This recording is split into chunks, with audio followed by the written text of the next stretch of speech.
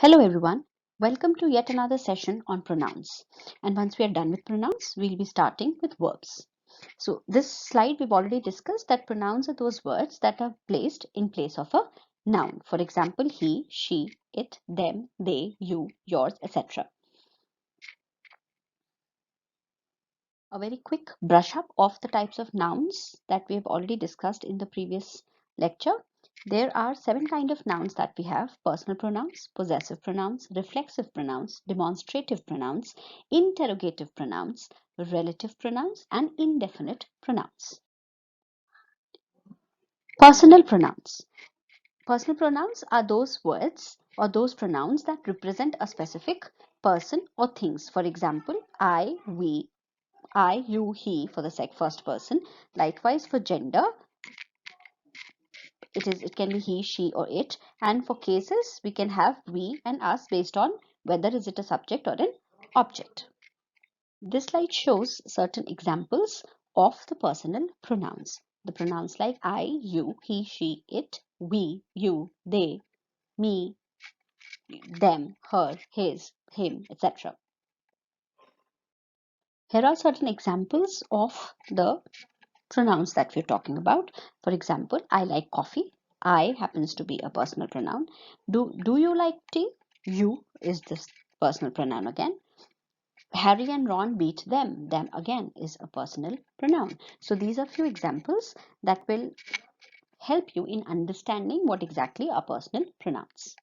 The next category of pronouns that we've already discussed are possessive pronouns. These are certain specific pronouns that are used for a particular person or a particular thing, and they belong to a particular person, animal, or thing. For example, the words like mine, ours, yours, his, hers, etc.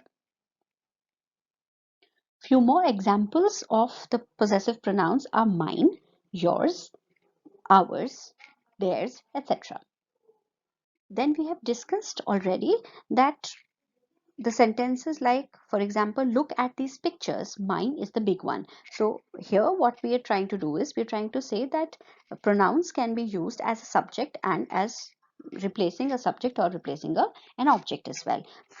For the first example, look at these pictures. Mine is the big one would mean that my picture is the big one. So what we've done is we've replaced the subject my picture with a pronoun which is mine. Likewise, all the essays were good, but his was the best. So here we've replaced a subject which is his essay with the word only his. Likewise, Elena found her passport, but Melanie could not find hers. Here we have replaced the object her passport with a pronoun which is hers. This slide shows certain more examples of possessive pronouns. Now, reflexive pronouns is the other category of pronouns. These pronouns are those pronouns wherein we are using these pronouns in active voice verbs. Active voice are those sentences wherein we are putting subject first followed by action, and then finally at the last of the sentence we are putting a certain action or certain object. So here the first, for active voice, the first will be the subject, the doer of the action, followed by the action that the doer is performing, and finally we'll be placing an object which is receiving that particular action which the subject or the doer is doing. So such kind of sentences will be using reflexive pronouns. The examples of reflexive pronouns could be any kind of personal pronoun, and as a suffix you need to add self for singular and selves for plural. For example, myself, himself, herself, itself, ourselves, yourselves, and themselves. Let's read these examples for better clarity. I prepared the lunch myself. Have you seen it yourself? She spoke to her father herself. So myself, yourself, and herself are the reflexive pronouns. These may also be in certain cases called as emphatic pronouns, wherein these words will be used to lay emphasis on a certain particular thing. Next category of pronouns are demonstrative pronouns. Like the demonstrating adjectives, these pronouns also demonstrate or point out at a certain entity. So these will be used like the way we used demonstrative adjectives, these also will be used in sentences. But the only difference here between the demonstrative pronouns and demonstrative adjectives will be that demonstrating adjectives were used along with a certain noun. For example, if I have a sentence as this book is very interesting. So this book, this is the demonstrating word which is pointing out at something, and book happens to be a noun. So demonstrative adjectives will always be placed just before the noun that you're talking about. Wherein if you're talking about demonstrative pronouns, these will not be placed near the noun. They will have some different position. For example, that is a good book. So where have we placed the word that, which is a demonstrative pronoun? Before the verb, which is. Take these to the faculty.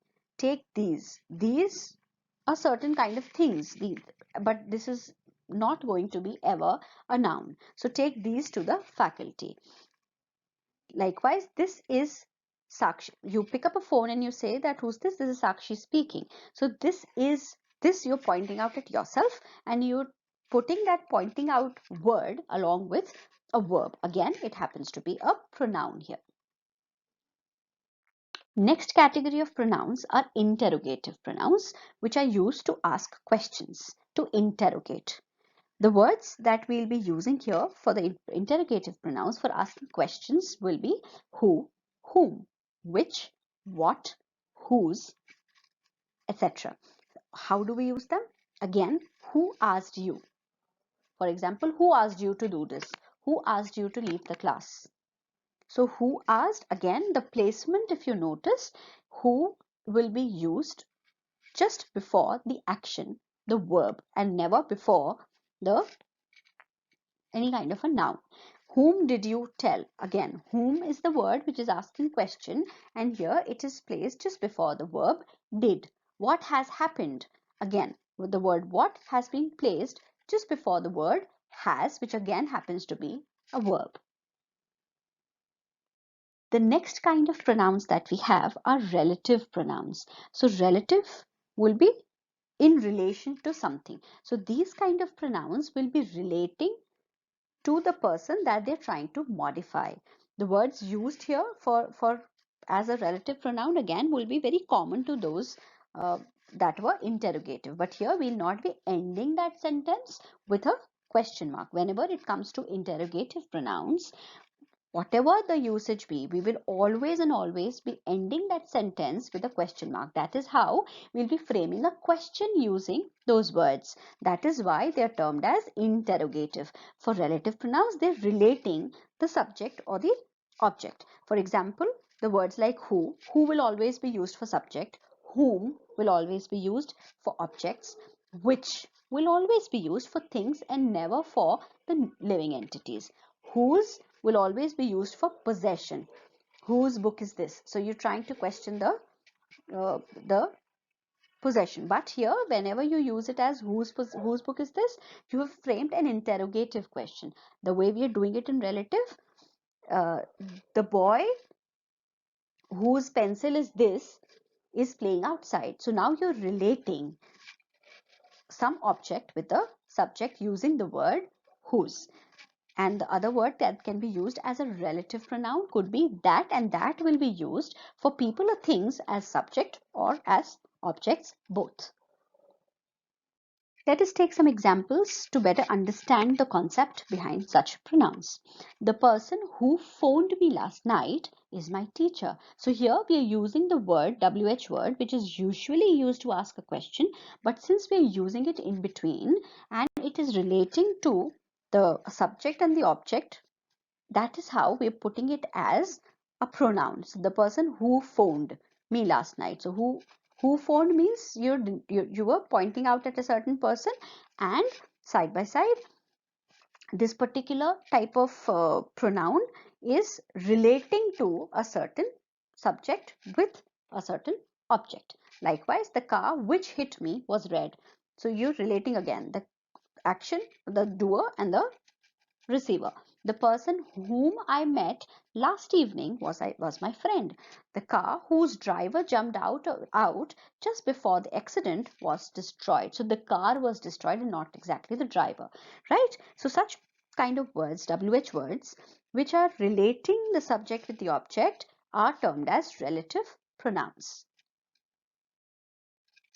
Then the last category of pronouns are indefinite pronouns. Indefinite, as the word suggests, would not have any definite kind of a meaning coming out of it. They are vague, they are ambiguous, they do not give you clarity. They don't refer to any specific person, thing, or amount. It is just a vague thing. For example, give me something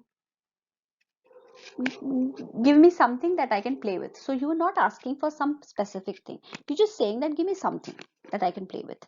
No one turned up for the class. Much ado about nothing.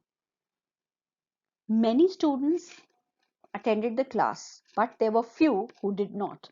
For such cases, whenever we have any such word that does not render clarity, such kind of pronouns words are known as indefinite pronouns. The words like another, anybody. Can anybody tell me the answer of this? So again, anybody is again a pronoun which is not giving you any specific information about somebody. But there are certain words that will always, for example, like the words like nobody, none, neither, these are all singular entities. Then there are certain words that are plural. There are certain other words that may be singular or plural. The usage could be singular or the usage could be plural as well. For example, all, most, none, any, etc. So these can be used as singular. Also, these can be used as plural depending upon the phrase in which they are being used. Example, all is forgiven. So anything that was done or everything that was done has been forgiven. So all is forgiven. Here we are using the word all as a singular entity. All have submitted the assignment would mean all the students, suppose. So all have. Now all is being used as a plural entity. We can start the class because everybody has joined. So everybody, again, everybody has. So has is a singular verb. Therefore, everybody here is singular. Elena likes coffee but not tea. I think both are good. So here both is used as a plural entity. Our next slide is verb. Now, if I read a few words for you, it'll be easier for you to understand what verbs are. Like, for instance, walk, run, ride, stand up, sit down, turn off, turn on, open, close, give, laugh, think, cry, listen, play, read, write, and many more. If I put them into sentences, I walk daily. I run 5 kilometers every day. I ride bicycle in the morning. When the teacher entered, every student stood up, or it is expected of every student that the student stands up. You will only be sitting when I tell you to sit down. Turn off the light, I'm trying to sleep. Turn on the light, it is evening time. Open the door because the people want to get in. Close the door, I do not want anybody to come inside. I want to give you something as a gift. Laugh. Laugh because it's a good medicine. Think and answer. She will cry if she hears about the demise of her best friend. Be a good listener. Try to listen to everybody at the fullest. Play outdoor games. Read a novel daily. Write because writing is a good habit. Climb the stairs and fetch me something. She won the match. Do not fight. So such words, when are put in a sentence, denote certain action. So we can say that verbs are nothing but, as a broad category, verbs are nothing but actions that the subject is performing and the object is receiving. These are certain more examples. What are verbs? As I said, these are certain actions. So the first, there's a donkey who's playing a guitar, or maybe dancing to the tunes of the music along with playing, and also it is playing the guitar. So that is the action that the donkey is performing. there's a bat that is flying. So flying bat, again, flying is a verb. There's a frog which is hopping from one place to another. Again, frog is performing an action which is hopping. There's a ballerina who's dancing. So again, the dancing again happens to be a verb being performed by ballerina. And then there's a werewolf which is howling. So again, howling is a verb, some action that is being performed by the subject. Okay, then we'll be discussing the kind of verbs. So as a broad category, verbs will be put under three main categories. Action verbs that perform action or they denote an action. The action could be a physical action or a mental action. What is a physical action? Any wherein there is an action being performed and it can be easily seen. The car stopped at the parking, so you can visualize that the car stopped. So it's an action which is a physical action. Mental action verbs will be like mother always hopes for the best. You can't see it, it's just that you can feel it. And mother always hopes, now hopes becomes a mental action that the mother is performing. Likewise, we have another category to verbs which is linking verb, which try to connect the subject with a noun or an adjective, and this side by side also identifies or describes the noun or pronouns. For example, the words like be would be an umbrella under which we have words like being, been, be, is, am, was, were, etc. Also, the words like appear. The apple appears to be fresh. So, appear is a linking verb which has joined the subject with the object. So, it's a linking thing that we are saying. So, what is the linking verb? It will help you to make a sentence. So, this will link the subject and the object together. Auxiliary verbs are helping verbs. Auxiliary is the literal meaning of the word auxiliary is helping. So what are auxiliary verbs? Auxiliary verbs are those verbs that are helping in two things. One, they're helping the main verbs to form verb phrases. In a simpler way, if I put it, the auxiliary verbs will be helping in a sentence to identify, or to these kind of verbs will be helping the reader or the listener to know what tense are we talking about. Also, they will be used in a sentence along with the main verb so that the sentence is grammatically correct. For example, I am talking. So am is telling you two things. One, that it is the present tense and that I'm talking about, that right now I'm talking. Am is telling you the tense. Also, I am talking. Am is here a linking verb. It is linking I with talk, that is the subject with the main kind of object. So here, if it is by linking verb, I do not mean here that it is under the category of linking verb. It is under the category of auxiliary verbs because it is I am talking. So talking is the main action, and this am word is assisting me to write a correct sentence or to speak a correct sentence, and is here being used just before the main verb. The moment I put it as I am talking to you, in that case now it is a linking verb because it is connecting. Now am would here, the linking verb is talking. Talking is the linking verb. It is an action that is being performed and it is connecting or linking the subject with the object, the doer and the receiver. After this, we'll be doing in the next lecture, we'll be dealing with the action verbs wherein we can classify them apart from physical and mental. We'll be classifying them as transitional words or intransitional verbs. Transition means the action whatsoever is being performed is getting floated or transferred from the subject, that is the doer of the action, to the object, which is the receiver of the action. For example, I am teaching you. So I happens to be the subject, the doer, you happens to be the object, the receiver. And I am teaching you. So teaching happens to be the action verb, wherein the action that I'm performing is being transferred from the subject to the object. So for making any sentence that has a transitional verb, you have to have an object. The moment I put it as I am teaching, it does not have a receiver, so the action is not getting transferred from the subject to the object because the object is missing here. For such kind of sentences wherein the object is missing, we will say that such sentences have intransitional words because there's nobody to receive it. Therefore, the action is not getting transferred from one place to another, from doer to the receiver, or from subject to the object. So that will be the first thing that we'll be discussing in detail as to what are transitional verbs and what are intransitional verbs.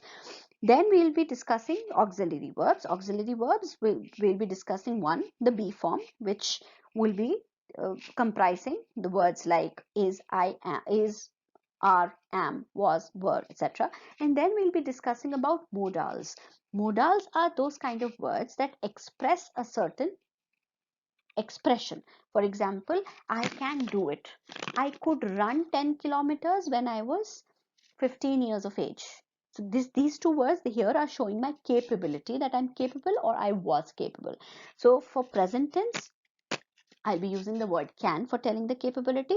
For the past activity that I am not now performing, but once I used to perform it, I will be using could. So for capability, in the present tense, I'll be putting it as can.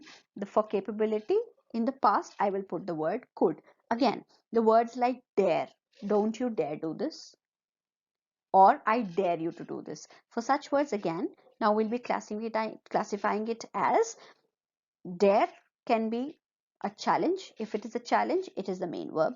If it is not used as a challenge, how dare you sit? So it is not a challenge, it is an expression. So the moment it is expression, now here the dare word is a modal. Again, should. Should is an obligatory word. You should do this. Should means you have to feel responsible and then do this. The words like do, used for putting an emphasis. Please do come for the party. Please come for the party is again having some amount of emphasis, but the moment you put it as please do come for the party, would give a hint to the person to whom you are inviting to, that yes, the presence would definitely make a difference. So for putting an emphasis, we use the word do. Likewise, must. So you must do this. So it's a moral obligatory thing. Similarly, we have a lot of verbs that express a certain kind of an expression. All those expressing verbs or words are known as modals. So for the next lecture, we'll be discussing all these modals in detail, and that will be the summation of verbs. Thank you so much. I hope you're doing good. Thank you.